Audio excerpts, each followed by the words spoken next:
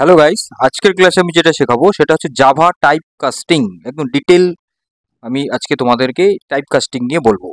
তাহলে চলো আমরা তাহলে ভিডিওটা শুরু করি। দেখো, what is type casting? Type কাস্টিংটা কি সেটা আগে জানতে হবে যে টাইপ কাস্টিংটা কি আছে। টাইপ কাস্টিং হচ্ছে এমন একটা এখানে টেকনিক, যে টেকনিকটা অনেকটা তোমরা এই ছবিতে দেখতে পাচ্ছ যে একটা অ্যাডাপ্টারের মতন কাজ করে।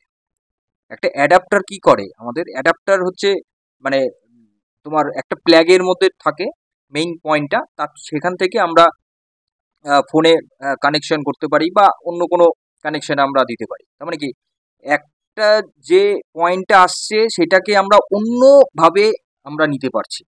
মানে ইনপুট একরকম আসছে, আউটপুটটাকে আমরা অন্যভাবে নিতে পারছি। দ্যাটস লাইক হচ্ছে টাইপ কাস্টিং। মানে এইবার আমি প্রোগ্রামিং ভাষায় বলি, ধরো আমি একটা ডেটা টাইপ নেওয়া হয়েছে প্রোগ্রামিংয়ে।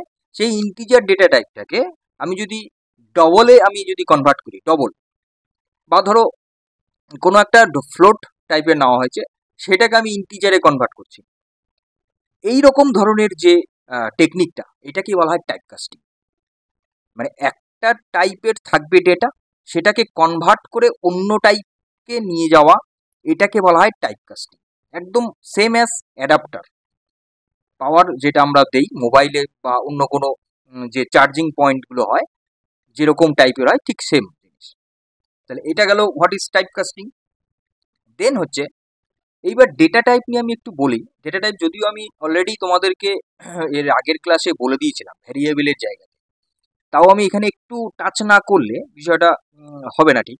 তো ওর জন্য এখানে দেখো ভ্যারিয়াস টাইপের ডেটা টাইপ আছে, কিন্তু যেগুলো যদি তোমাদের এক্সামে এরকম কোশ্চেন আসে যে বেসিক ডেটা টাইপ কোনগুলো, দেখো কমন বেসিক ডেটা টাইপ হচ্ছে আমি যেরকম লিখেছি, দেখো ইন্টিজার, ডাবল, বুলিয়ান আর স্ট্রিং। এগুলো হচ্ছে বেসিক কমন ডেটা টাইপ। ঠিক আছে, এরপরে আমরা দেখব যে টাইপ কাস্টিংটা আমরা কেন করব।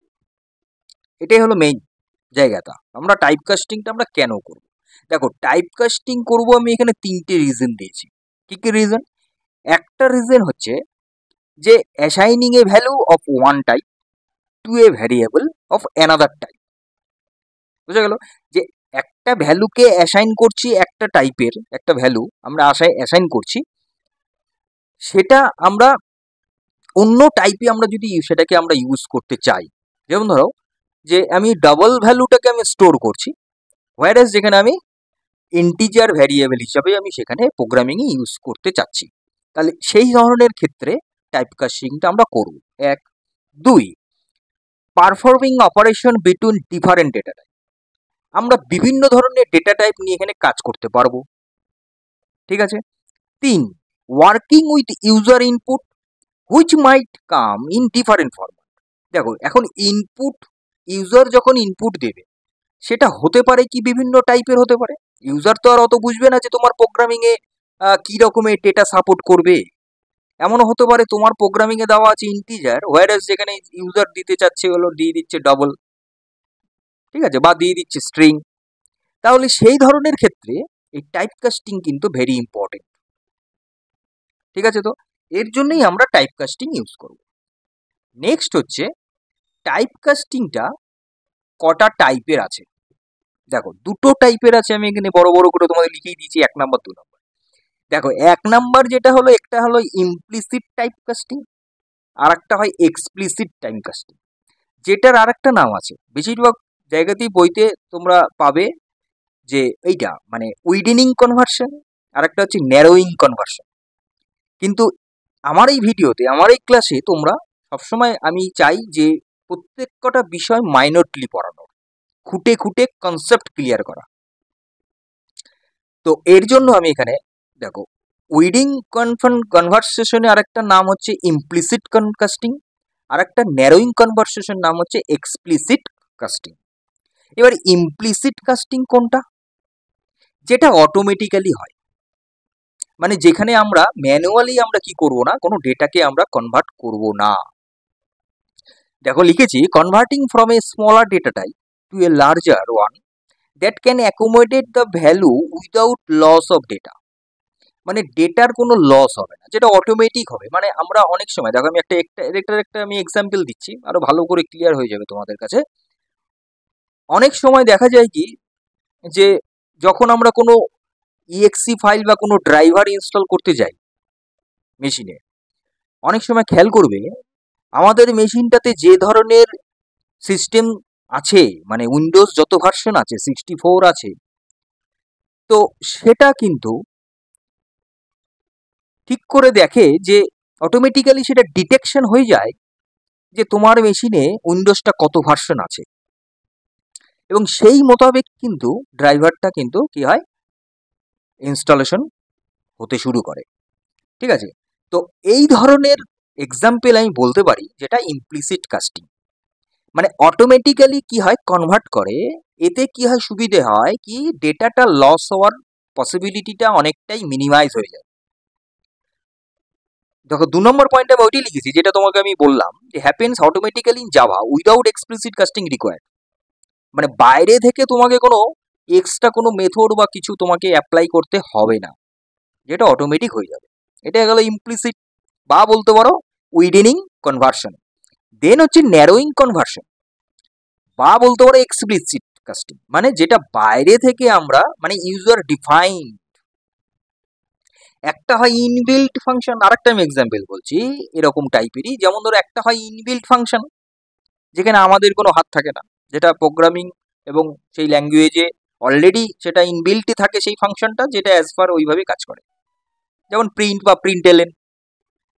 তো এইবার এইখানে ন্যারোয়িং কনভার্সেশন মিনস হচ্ছে এটা কি যে ইউজার ডিফাইন্ড করে দেবে এখানে যে তুমি কোনো ইন্টিজার ডেটা হোক বা সেটাকে তুমি যদি ডবলে যদি কনভার্ট করতে চাও বা ডবল আছে সেটাকে ইন্টিজারে কনভার্ট করতে চাও, সেক্ষেত্রে আমরা ম্যানুয়ালি ফাংশন ইউজ করে প্যারেন্থাসিস ইউজ করে আমরা সেটাকে করতে পারি। এটাকেই বলা হয় ন্যারোয়িং কনভার্সন। এতে কি হবে, এতে ডেটা লস হওয়ার পসিবিলিটিটা কিন্তু বেশি থাকে দেন হচ্ছে উইডেনিং কনভার্সন।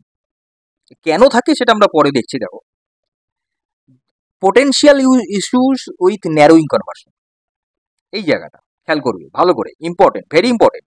শোনো তোমাদের কোনো ভিডিওতে কিন্তু কেউ জাভা কিন্তু এইভাবে পড়াবে না, আমি বলে দিচ্ছি। শোনো আমি 100% আমি কম বলছি তোমাকে, একদম খুঁটে খুঁটে, শুধু জাভা নয় যে কোনো প্রোগ্রামিং ল্যাঙ্গুয়েজ। অলরেডি আমার পাইথন আছে, তুমি দেখে নিও তোমরা, একদম বেসিক লেভেল একদম কনসেপ্ট ক্লিয়ার করে ওখানে ক্লাস করানো আছে, বলা আছে।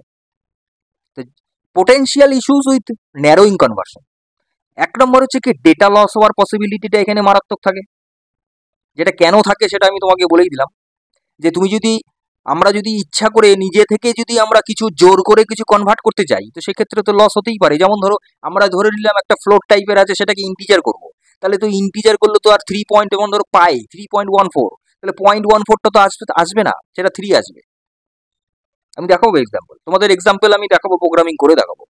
এটা গেল 1 নম্বর ডেটা লস। 2 নম্বর হচ্ছে আনএক্সপেক্টেড বিহেভিয়ার, মানে অনেক সময় কি হবে যে দেখো তুমি প্রোগ্রামিং করেছো হচ্ছে তুমি সেখানে ডবল, মানে যেটা আমি বললাম ফ্লোট দিয়েছো ইন্টিজারে কনভার্ট করেছো, যেটা 3.14 পায়ের ভ্যালু হওয়ার উচিত, সেটা যদি 3 নিয়ে ক্যালকুলেশন করে একটা সার্কেলের যদি এরিয়া পাই আর স্কোয়ার যদি বার করতে হয়, তাহলে সেক্ষেত্রে তো পায়ের মান 3.14 ছাড়া 3 যদি দাও তাহলে তো হবে না, তাহলে তো রেজাল্টটাই উল্টো পাল্টা বেরোবে।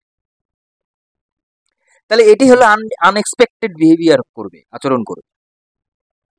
বেস্ট প্র্যাকটিস কোনটা, যে যদি আমরা ন্যারোয়িং কনভার্সন বা এক্সপ্লিসিট কাস্টিং যদি আমরা ইউজ করি, করতেই হয় আমাদের, হ্যাঁ করতে হয়, ডেভেলপাররা যারা বড় বড় অ্যাডভান্স তারা করছে, অবশ্যই করছে, অটোমেটিক্যালি তো সব জায়গাটাতে আমরা হয় না, তো সেই জায়গায় করতে হয়, কিন্তু সেই জায়গাটা তো অনেক কনসাসলি ইউজ করতে হবে। 1 2 হচ্ছে সেখানে ডাবল ভ্যালু, আর এই যে দিয়েছে দেখো consider using method like double value or integer value function instead of casting to avoid potential data loss. Data loss হওয়ার পোটেনশিয়ালিটিটা অনেকটা কমিয়ে দিবে যদি আমরা এই ভ্যালু এই মেথডগুলোকে আমরা ইউজ করি। বোঝা গেল ব্যাপারটা? If data loss is concern explicit check the value before casting to ensure it falls within the target types range, এবং সেটা আমরা প্রথমেই বললাম, প্রথম পয়েন্টেতেই দেওয়া আছে যে be mindful of the target data types range when performing narrowing conversion. এইটাতেই বলা আছে কি যখন আমরা ন্যারোয়িং কনভার্সন ইউজ করব তখন অবশ্যই আমাদের একটু মাইন্ডফুল হতে হবে, কনসাস হতে হবে কি যে আমরা যেটা কনভার্ট করতে চাচ্ছি সেটা অ্যাকচুয়ালি কি হচ্ছে না, এবং তাতে কোনো রকম আউটপুটের জায়গায় কোনো রকম এফেক্ট করবে না, তো সেটা আমাদের একটু খেয়াল করে নিতে হবে, দেখে নিতে হবে, ব্যাস। দেন এরপরে হচ্ছে এক্সাম্পল আমি দিয়েছি একটা এক্সাম্পল, যেটা আমি বললাম তোমাদের ডাবল পিআই মানে পাইয়ের মান 3.14159। এটাকে আমরা পাইটাকে আমরা কনভার্ট করে দিচ্ছি ইন্টিজারে, তাতে কি হবে 3 দেবে, 3 দিলে কি অ্যাকচুয়াল রেজাল্টটা বেরোবে না। তাহলে এই জায়গাটা একটা এক্সাম্পল তোমাদেরকে বোঝালাম। তো এবার আমি তোমাদের একটা প্রোগ্রামিং করে আমি দেখাচ্ছি যে এই যে পাইয়ের যে প্রোগ্রামটা, এই যে পাই আর স্কোয়ার সার্কেল, এটাই আমি তোমাদের করে দেখাচ্ছি এই টাইপ কাস্টিং দিয়ে, যে দেখো এই জায়গাটাতে কি প্রবলেমটা আসে। আমি এই প্রোগ্রামটাই করব, যেটা তোমরা দেখছো এক্সাম্পল, এটা তোমরা এখন তুমি আমার এই স্লাইডে দেখছো, আমি এবং তোমাদের প্রোগ্রামিং এ নিয়ে যাব। তো সেই জায়গাটাতে তোমরা দেখতে পাবে যে অ্যাকচুয়ালি এটা কি, মানে আমি যেটা বললাম ক্লিয়ার কি অ্যাকচুয়ালি ঠিক কি না ভুল দেখে নিতে হবে আমাদের, অবশ্যই চেক করে নিতে হবে। চলো চলো আমরা দেখে নিই একবার প্রোগ্রামিং এ।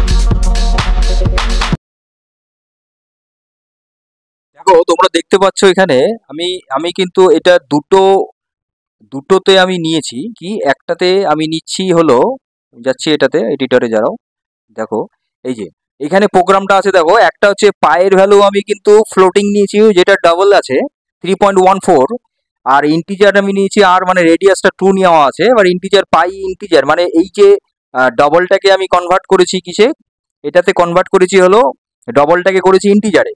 তাহলে ডবলটাকে ইন্টিজারে করেছি এটা টাইপ কাস্টিং করে, অবশ্যই এক্সপ্লিসিট কাস্টিং।